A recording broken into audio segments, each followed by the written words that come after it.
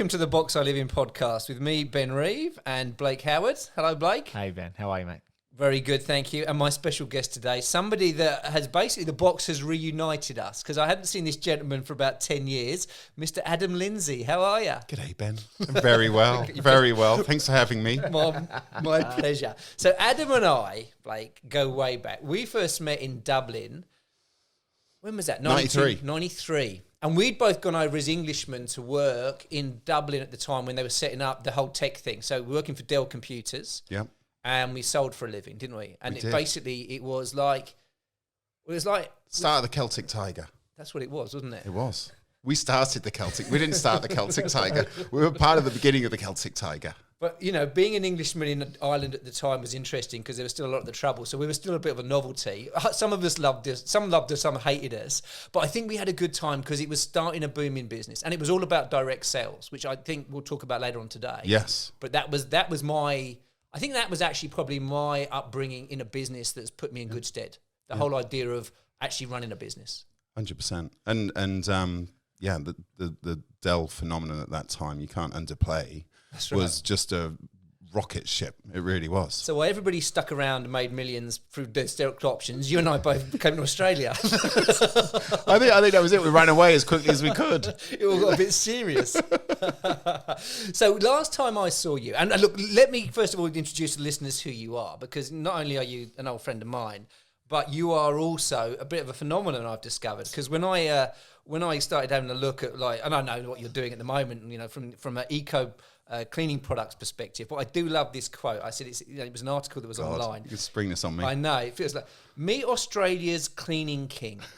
How a stay-at-home dad grew a loyal following of more than 500,000 after incredible before and after photos of his game-changing, non-toxic product took social media by storm. Boom.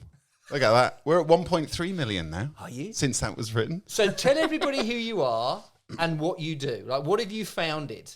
My name is Adam, and I am a recovering enterprise sales executive who went on after 20 years in sales, in tech sales, kind of had to get out of that really, and went and I know that I read the 4-Hour Work Week, which kind of got me inspired to go and have a crack at starting up my own business. And your business is Co, right? So for those of you that are watching this on all the channels, YouTube, we've got some products here available online. For those of you who are listening to the pod, you can just imagine Adam holding up this is an atomizer, right? It is an atomizer. Because this is a cleaning system. So come on, give us the pitch up front, because it's not just cleaning product, right? That's right.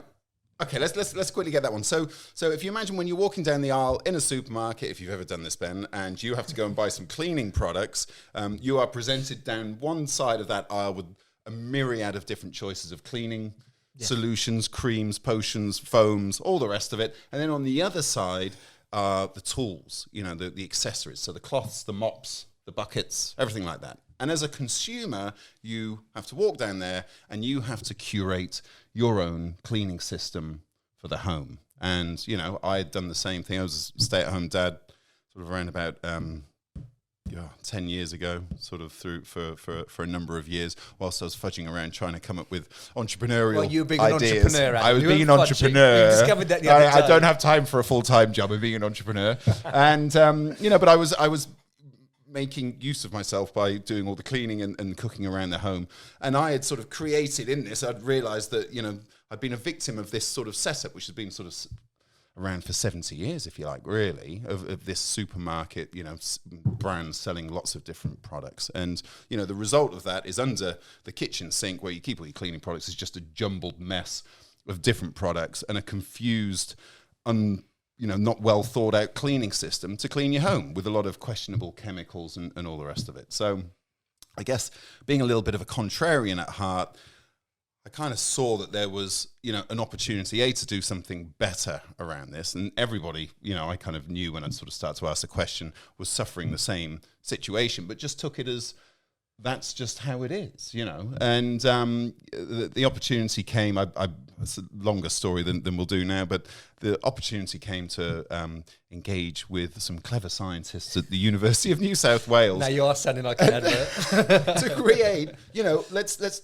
do something that's really at the extreme opposite of that situation, which is, lots of different chemicals, lots of different products, lots of confusion, lots of clutter, through to try and, make a cleaning system with as few parts as possible, as few ingredients, as few tools as possible to clean as much as possible. And that was really kind of where my head was at. And that's where we got to, which was a solution that is, you can use to clean pretty much every hard surface and more around your home. And, that comes as a kit. So a refillable atomizer, washable cloths, and you've seen the sort of like the bag-in box that carries the solution. And then I added a mop to that later on. And that was it. So I took that to the farmers markets once I kind of had that system. And I knew that sort of having, removing the burden for people rather than just selling a solution, which I guess a lot of other, there's a number of brands around doing sort of, eco-cleaning products, rather than just giving customers the solution, is actually to give them the whole system. So I know then that I was, we'd be controlling the experience in terms of it would be a great experience. And this was interesting because you piloted at the farmers markets, and there's some wonderful videos of you doing your pitch there, which is good fun, right? So, but then you you do it direct, so you don't sell to the wholesalers. You basically built your business through Facebook, through channels, and right? that's the Dell Effect. I think from 10 years at Dell, I was kind of definitely thinking people would be going, well, you've got to get it into, I won't mention their names, but the large supermarkets, because that's going to be success. And I actually knew people that had, had sort of created brands that had taken into the supermarkets, and just horror stories of you don't control. Maybe not control's the right word, but you don't have that direct connection with your customers. Your customer is the big supermarket. Yes. And you're selling to them, and you're beholden to how they want to market and sell your product to the rest of their customers. And screw that. I am just not into that as a concept at all. Do you know what I mean? And I think, we're there was definitely a big chunk of good timing in all this. It was just luck in the fact that we had the emergence of Facebook. So when it started off at the farmers markets, that wasn't the lifestyle. I wasn't trying to set up a lifestyle business. It was absolutely, that was our doing the minimal viable product. Yeah, you're testing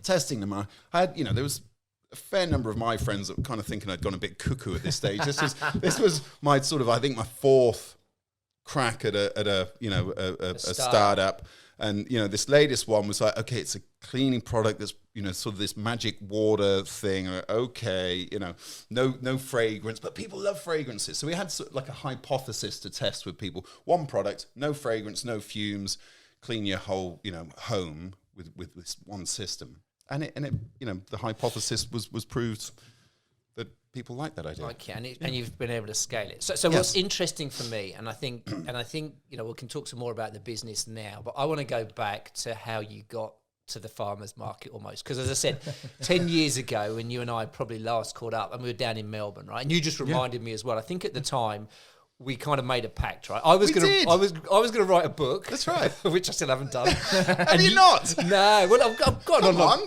This is it. I've got an online program, so that's one step. And you were going to start a business. Now, at the time, you were doing the executive. You were doing the whole IT or the enterprise sales. But you always had a side hustle. So you were doing the juicers at the moment. You were doing the juicers, right?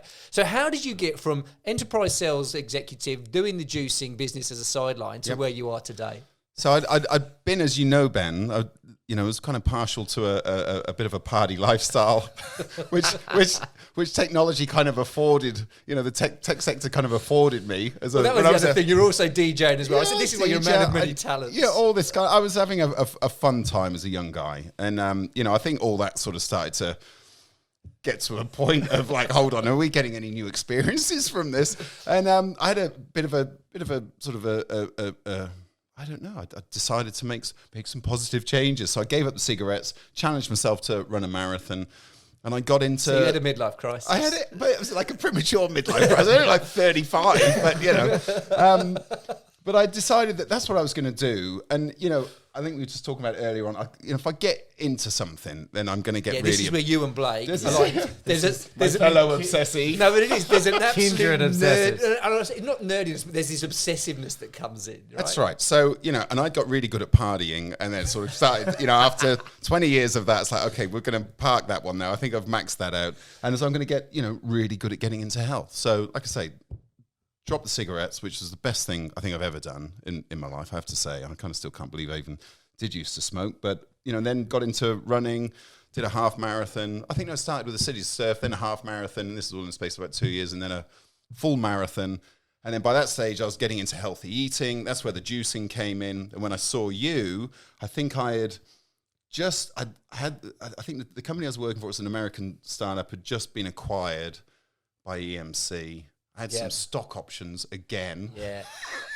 and again, spent them as soon as I possibly could, as soon as they came. But this is, you could have just sat there and had a very dull life and been rewarded. Or you could have got loads of money in the bank. But no. But no, I wasn't having that. So what did I do? I remember actually, so I got this juice. I'd found this juicer in Korea, and I was doing cold press juicing. I found this one that hadn't been launched in Australia. And I'm like, that looks like the one. And I've got to get one, but they weren't for sale here. So I had to pretend that I had a company as a distribution company so I could get one just for myself. And I sort of got this thing, and when it eventually got delivered, I had to set up a FedEx account and basically set up a fake business in order to persuade the manufacturer to send me one of these things from Korea. And it turned up, and I was just like, oh my God, this is an amazing bit of kit. And it really was. And it was so amazing. And my wife was away on business trip in Europe at the time, and she was gone away for 2 weeks. I think the juicer had just turned up when she left. And by the time she got back, I'd ordered a container load of juicers. Which, there goes the stock options. There goes the stock options. So I dropped it all on that. And which was kind of, went down fairly. But that's you, right? There is that impulsive side. You. No, but I love that. Because I'm so bloody measured and controlled. But you work on absolute instinct, don't you? It's like if it's shiny and it's interesting. Yeah. And those juices went. I didn't, unfortunately, was unable to ride a lot of the success of it. But they ended up going on to sell 20 or 30 million. It became a big thing. I've still got it in the kitchen. You've still got one. It's there. Everyone I know bought one. And it still works. And it still works. Yeah. And I think what that gave me was a platform. So I had to, when these container load of juices turned up, I had to set up a business, and then I had to set up a website. This is going back to 2008. This is almost just early internet days. It's not, but there wasn't the prevalence of sort of platforms to just spin up a website, but it was there, and I had to go to a company, and they set up an e-com, platform for me. And then I thought, well, I'll start doing video demonstrations of how to do this juicer, which are still out on YouTube somewhere. They're actually classic sort of. I love embarrassing. I love that you bought a container and didn't have a business. No, that's right. Buy the stock first. Do it backwards. And you will sell it. Build it and they will come. I don't know. Anyway, but look, and I'll tell you, that was a revelation for me, because, in the tech space, I really felt like I was a fish out of water. And the more that progressed, the more I was like, I really shouldn't be here. I don't belong here. I'm sort of like sort of starting to get imposter syndrome quite heavily towards the end of it. And, having something that I was actually genuinely really, obsessed mega level. Yes. And actually, putting a camera in front of me and just doing the talk through for customers, I was just like, I was in absolute heaven. So this kind of just that was, and I ended up doing 3 container loads of the juicers, became a thing, ended up taking them onto the shopping channel. I remember. I was just in my element. I loved it. But that was interesting because, and again, we'll talk about the other business. But the thing we discussed was, for you, it's the education and the positioning, right? You said this the other day to me. It was interesting because it's not building the business, and a lot of the people we've talked about on the podcast, when you pair it back to what makes them interesting, it's actually they're following a passion. And for you, it was kind of the education, wasn't it?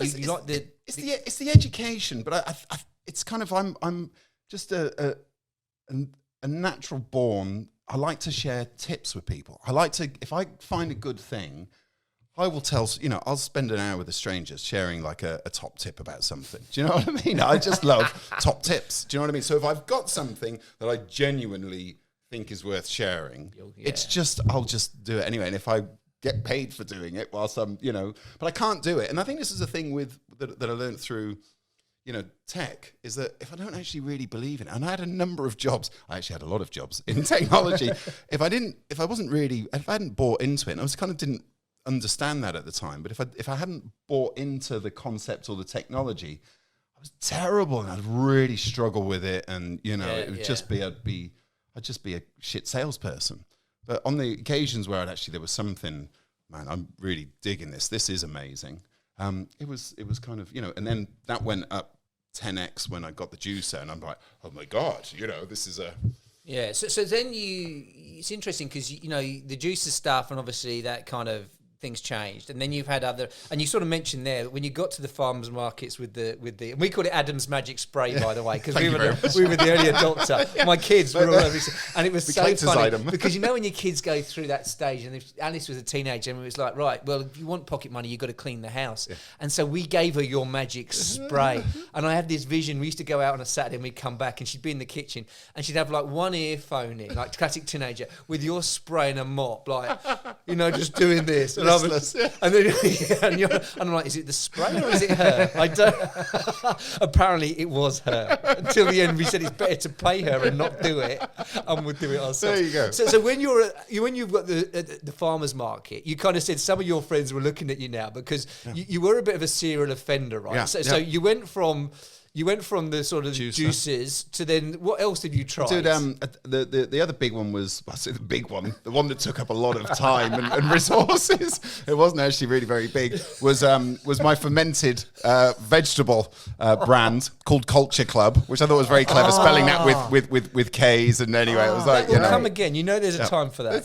Well, and it's maybe I was just a little bit too soon. So I spent 3 years and whatever money I had left pursuing that dream of rectifying everybody's gut health. I saw that as the big problem that I was gonna fix for everyone, and it was just really hard. I can't tell you the amount of hours that I spent chopping up cabbage and salting it and putting it into massive barrels, and this is not like it's been your life's work. This is something that you get into and you're passionate about, and then you are basically full on in. That's it. And I think complete submersion. Yeah. Dude, we're in. Do you know what I mean? That's the only way I can be in. And I think, if there are any themes of these things which sort of started to become apparent were, these are, I guess it's I wouldn't want to do something that's just making money and it's a thing. It's doesn't have any sort of, I guess, output for good or improving people's lives or, like a juicer. It's not going to save the planet. Do you know what I mean? But it was a step in my sort of, progress of getting healthy that I thought was actually, made a beneficial difference. The fermented vegetables, same thing. And I think, it's and then the cleaning really is, well, are you sort of poisoning yourself with toxic chemicals, we're poisoning inadvertently the planet with toxic chemicals. It's not a great thing, and it can be done better. And actually, that was the big sleeping giant was just, it was so dormant and nobody had done anything with it. So there was never, and this is what I love about your journey, because we spoke a little bit about the startup space and what do they call it, the guilt, or that struggle porn of how hard it's all been, because you never had this master plan, right? You've kind of followed your instincts and what you're passionate about. And it was almost interesting because, like I said, when we were chatting the other day, what made us both laugh was the fact that at the time it didn't seem like you were prototyping and learning and testing. It just seemed like you were constantly just having these ideas and everyone's looking. And what you said was kind of cool. You said it made for really good dinner party conversations, but it never went anywhere. But in hindsight, you must have learned every step along the way. Well, so in hindsight, I can look back and go, well, of course there were these stepping stones that led me to Co. And you can look back and go, well, it was. But at the time, I felt like I was kind of, each step was a step into oblivion and failure. Or I just go, what on earth is next? Thank goodness your wife's very tolerant. She's the winning bread earner. God bless her. She's Norwegian, by the way. Hi, Celia. So yes, having a tolerant and supportive partner was a critical thing. I'd have to say it wouldn't have happened. Did you ever get to the point where you thought, right, I just got to go back and commit back to the rat race? Like, did you? I think she did. on multiple occasions. It's like, enough of Really? this, Adam. Well, look. Enough with the cabbage. Yeah. Where's this going? And that's the thing. So I'd come from, earning good money, and there's good money in selling technology, and when that stops, and you're selling fermented cabbages down at the farmers markets and coming back with $30 in your pocket, people are going to start asking questions about whether that's that's going to support a family and all the rest of it. And we had, by the time we'd sort of just come up with we had 2 kids. Second one had just arrived, and it wasn't looking good. It wasn't looking good on the finances. And hindsight's a wonderful thing, but I guess what's interesting for me though is when whether it's intentional or not, when you got the opportunity to scale, you kind of took it, right? But what I find fascinating about you, and it's so different from me because I'm such a control freak and just, I'm not a risk taker, but you ringing up the distributor in Korea and saying I'll order 2 of that. It's kind of like, what goes through your head? Is it just like, I'm going to do it, I'll make it work? Totally instinctive, isn't it? Yeah. I am not a planner I'm not a forward planner. It's just kind of, it's all just. I love Ben. You're looking at Adam now. And for those people who aren't actually watching, Ben's eyes are going, what is that? And I'm looking at Adam going, I know this guy. He's me. Right. It's because what I think Adam has that some people don't realize is a few people have asked me about some of the other podcasts I produce and why I produce them and how I choose the topics. And I say to them, I've worked out a phrase, which is, if you don't have an unhealthy relationship with it, don't bother. Yeah.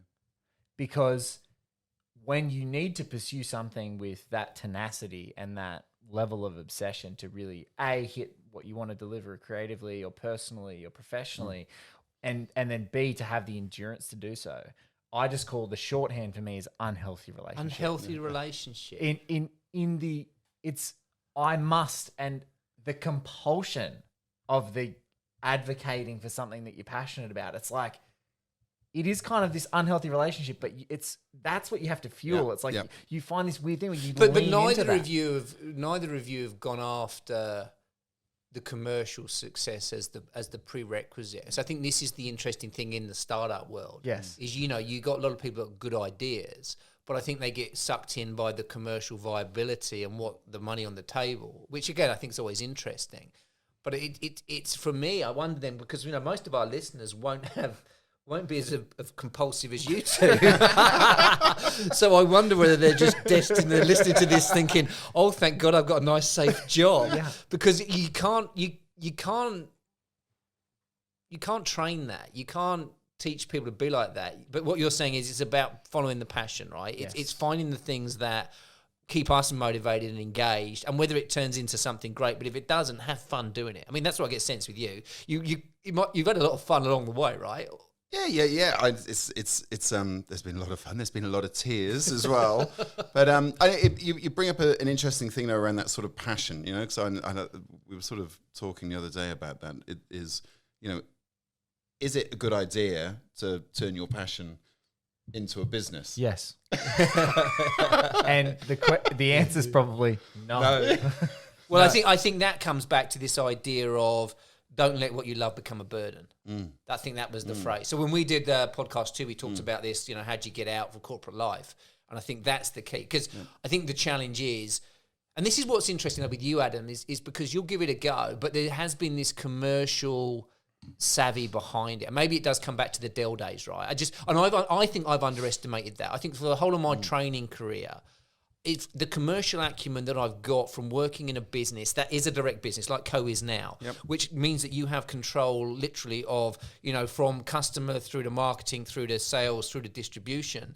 You just get to learn how to run a business, which I don't know if you get in other corporates if they're big and you're specialized at this.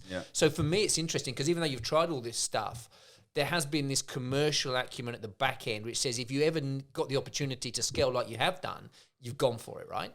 I have, although I would have to say that the real sort of lessons in running the business were sort of learning on the fly once you actually started. I think that the Dell thing was kind of, if I think back to it, was fairly sheltered. Do you know what I mean? In terms of we there's your products, There's your customers. kind of set you're up for gonna, us. you're gonna. For me anyway, as a sales guy, I think when I started selling the juices, I had no concept of, well, I've got the juices, they're my stock, and I've got you'll have a juice. Oh, it's just cash. Just I'll take cash. Oh, cash. So that was a kind of lessons being learned just on the fly of actually proper financial management and stuff like that, which I have very. So then how have you scaled it? So what's been the for you? Because I almost sense that that's probably one of the biggest challenges, because now it's sort of up in there. To run a business is very different to start a business, right? And different skill sets. Yep. I think with Co, once we sort of had the markets and then put that onto Facebook, a few weeks of Facebook and tweaking it, and we basically it sort of took off, really. Tell us about that Saturday when you got it right. So it was October. Oh, I remember it. I remember it well, Ben. But it was October. It was October. I'm not having a sip of my drink for the rest of this show. I'm gonna take it in just a sec. It was October the 3rd. So at this point, you just have to remember we've done 6 months at the farmers markets, and without going into detail, for things were financially really at just a knife edge within the family unit. And I was going, no. And this is that obsession thing where anybody with a rational mind thinking, I've got a family, I've got bills to pay, would have just gone, we've got to go and get a job. Yeah. And I just could not let this thing go. And I was kind of riding, there was the family unity and everything was properly on the edge. I only, It was not a good situation, but we woke up. We had this Facebook. We were sort of putting like $10, which is all I really had to put on for a Facebook ad, and doing these tests. And on the Saturday morning, October the 3rd, 2016, we had this. And I'd have an app on my phone for Shopify. Yes, I'd set the Shopify thing up with my co-founder, which was just this horrific looking, sort of templated.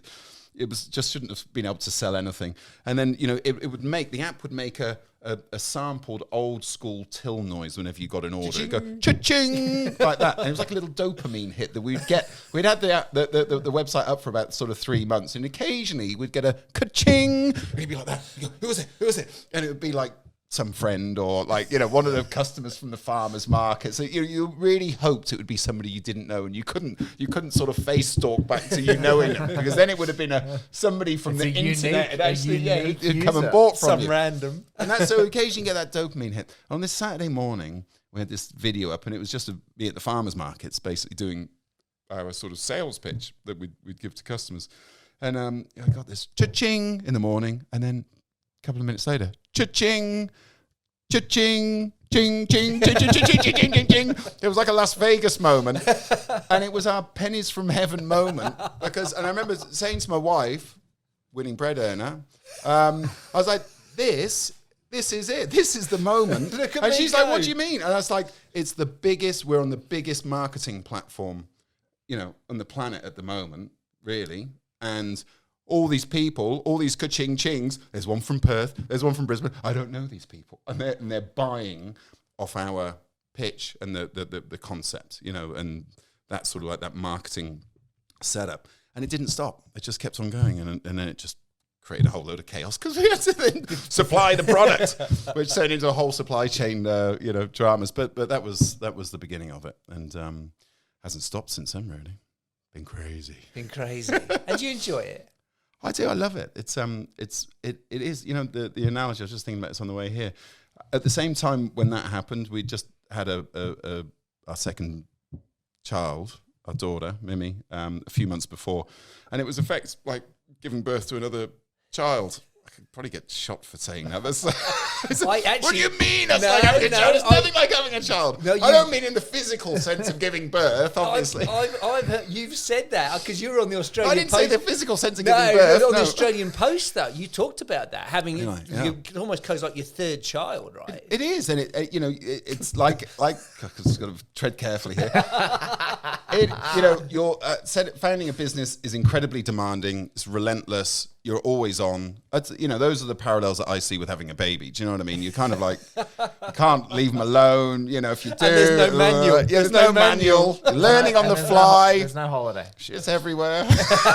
Sorry, but anyway, yeah. So there's many parallels, and it is, and I think that's, again, people say, well, starting up a business, can you, if you're going to go for it, you can't go in, half a sort of approach, or you have to sort of commit. But then I think if you're going to do it and you are doing it and you've got to that point, then you are, you're in. You know what I mean? And see, it's not as glamorous as people think, right? I think what's really easy now is they could sit here and look at Co, and certainly if you look at, the PR, and everyone loves the success story. And as I said at the beginning, 500,000, 1.2 million followers, stay-at-home father. The headlines are all great, but I think what people don't see is the reality. And it's interesting because as you tell it back now, it's one of the classic entertaining stories. That's why I knew we had to get you on the pod. It's just the way you tell it is so engaging. But what people won't also get is the fact, because you do care so much, there'll be times when you are on the edge, and it's it's the riding the highs and the lows. I mean, this is the interesting thing of the boom or bust, right? So you imagine we've gone on that sort of that boom cycle. Everything's amazing. Orders are coming through, and I sort of fast forward to it was June in 2017. It's kind of like a year and a half later, and we'd sort of we were scaled up. We had this big end of financial year sale. Everything's going great, and none of us knew what we were doing, really. There was no expertise around supply chain or anything like that, but we're starting to deal with big numbers, bigger numbers. In our wisdom, we'd sort of decided to switch warehouses to one 3PL, sort of pick, pack, and ship provider to another. And we did that. We decided to do that without any testing on the weekend that we did our biggest sale ever. Oh my God. And also, but on top of that as well, because we had no idea, also decided to change the packaging format as well. And anyway, a long story short, that following week, the whole system fell over. We didn't know who had actually, had orders sent to them, whose orders had been fulfilled. And then also some of the packages started leaking as well. And then, so we just had, it was the worst experience ever. And especially from a point where, we just were so super focused on making our customers happy and delivering them this amazing experience. Nothing's too much trouble. And then suddenly, within a week, we've got 10,000 customers just going, where's my order? And it's kind of fair enough on sort of e-com. I've ordered it today. I'm expecting it tomorrow. Yeah. And I've ordered it today, and you can't even tell me when my order is, And it was, I had to do a proper apology video, and it was the most excruciating, awful. I'm like, this is not what we set out to do. That's just one of a number of instances where, even though you're doing your best and you're really trying to do your best, and it wasn't about greed or trying to make more money, it was just, we were switching to make a better service, but it was just poorly executed. It's a killer. So, there's all those things. And again, you get all the highlights and the big numbers and everything, but underneath it are all the the things that you maybe. And it's a full-time job, right? This is what I think people don't.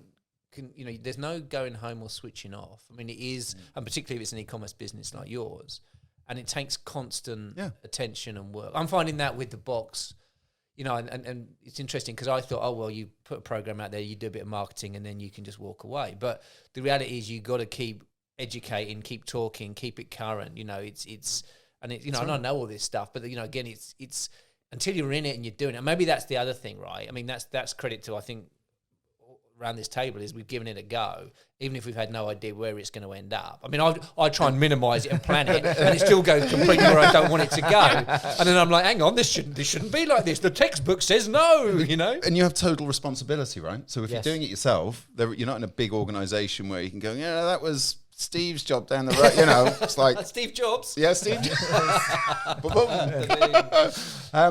So I can't believe I just said that like that. But there is that sort of, what is it? This is the saying, it's with ultimate freedom comes absolute responsibility. So you do have the freedom. I think that's the kind of thing. Well, I need to get out of. I got to set up my own business and be my own boss and have all those amazing things. It's like, man, it's I don't think it's all the sort of like the paradise Yeah. that a lot of people imagine it to be.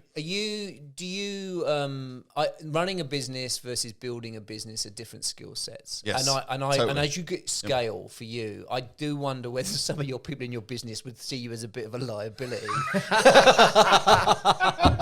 Because, you know, the trick You wonder.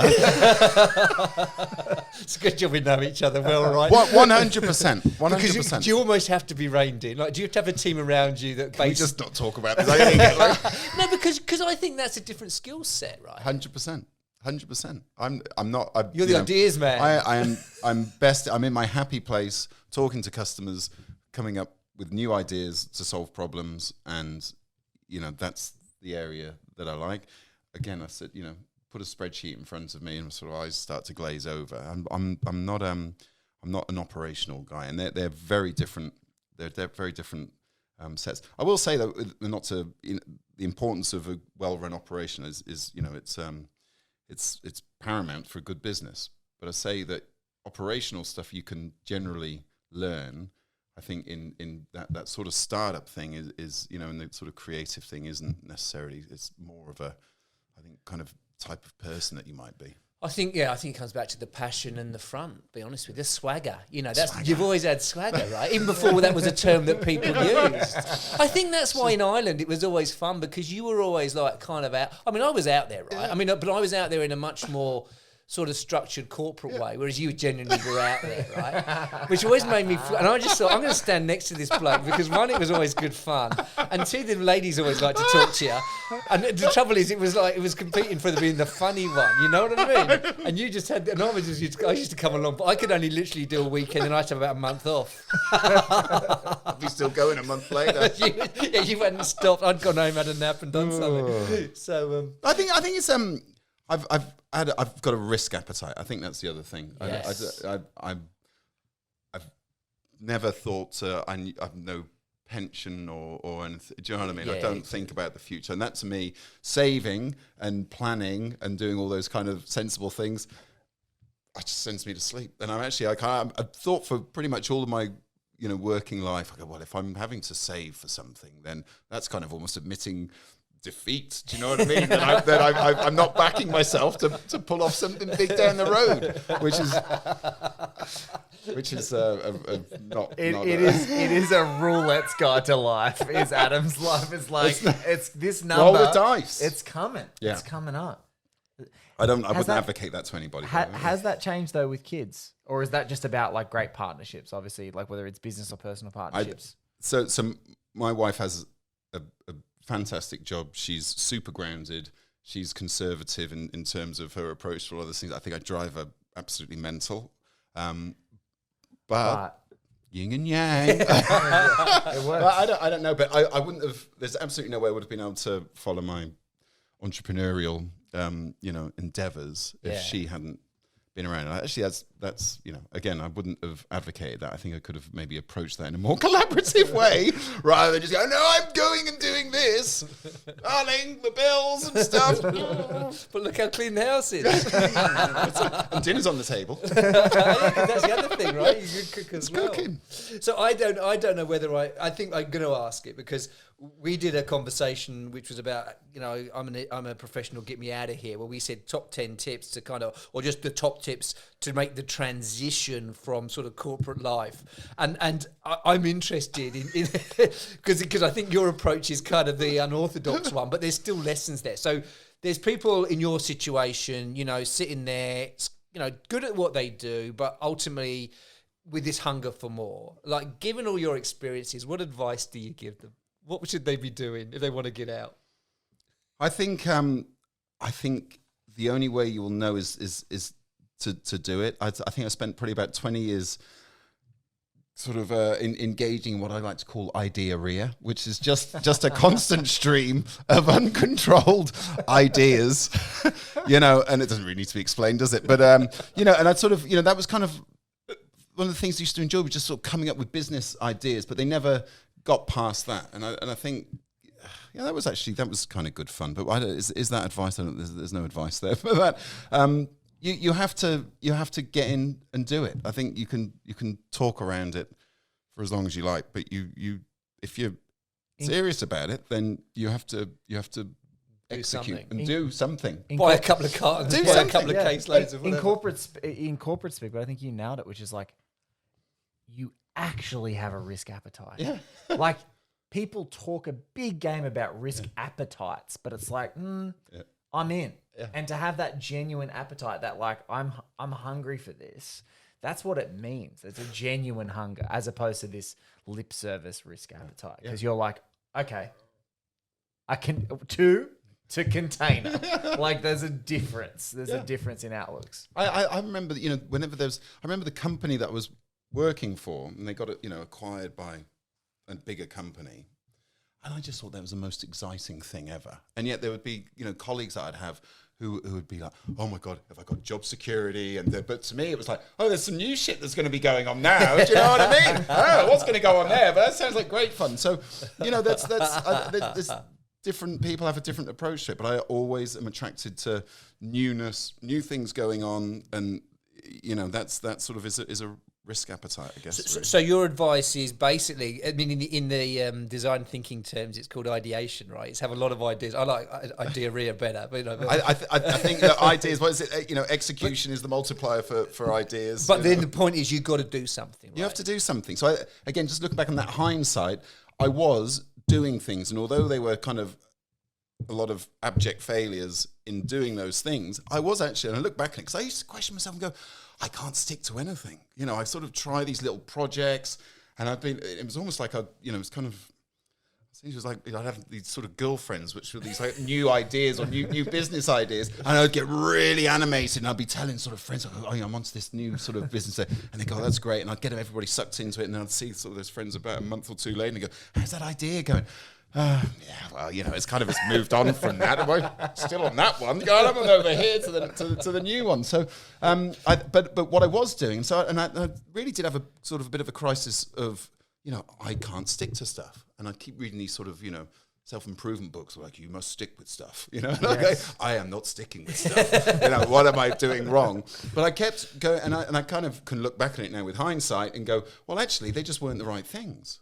But at the time, I was sort of, being quite hard on myself, going, I just don't stick to it. But I was letting go because I would just wake up one day with some project or idea or business idea. Yeah, it's kind of done its course. But what's interesting for you that's different to others is you were prepared to put some energy and effort into thinking it, working it through. I mean, that's the other thing, right? These weren't bits of paper. They were concepts that you would explore and that's test. Right. So this is the other key thing is if you've got these ideas, it's about doing something. It is about putting into practice, or some people sit and plan, but you're like roll your sleeves up. And I think that's it, right? So you can and that's that sort of that minimal viable product concept. You can sit down and go, I've got this great business idea, but it's going to take hundreds of thousands of dollars, and it's going to blah, blah, blah, blah, blah, blah. And it's never going to get off the ground. Do you know what I mean? Because you're in a job that you're doing this, and that's going to take too much investment. But there are things that you could be doing around that which might lead to you getting closer to that point. Do you know what I mean? And that's kind of what I was constantly doing, even when I was working in the tech. I was always had stupid ideas that I was working on that had some kind of business element to it. I've forgotten what most of them are. I had like Body Pod. Do you know what I mean? I was making T-shirts. This was like back when just come to me. But I was like, it was putting the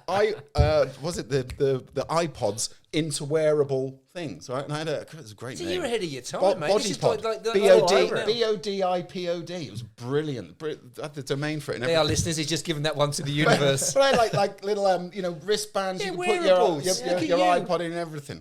But again, it was just I'd made it, and I got bored of it. Do you know what I mean? So there was loads of those, but I was just doing something. And that was I think just building towards. So for you, it's finding that passion though, right? It's committing yourself wholeheartedly, but it's giving it a go. Yeah. But it's also being prepared if you wake up and it doesn't float your boat, then no enough's enough, right? And I guess my final question then is, did you ever lose complete faith? Like, did you ever think, oh God, I am? Because you say it now, but I know you. I can't imagine and yes, there would have been dark times, but there's always this thing in the back of your head that it'll be okay.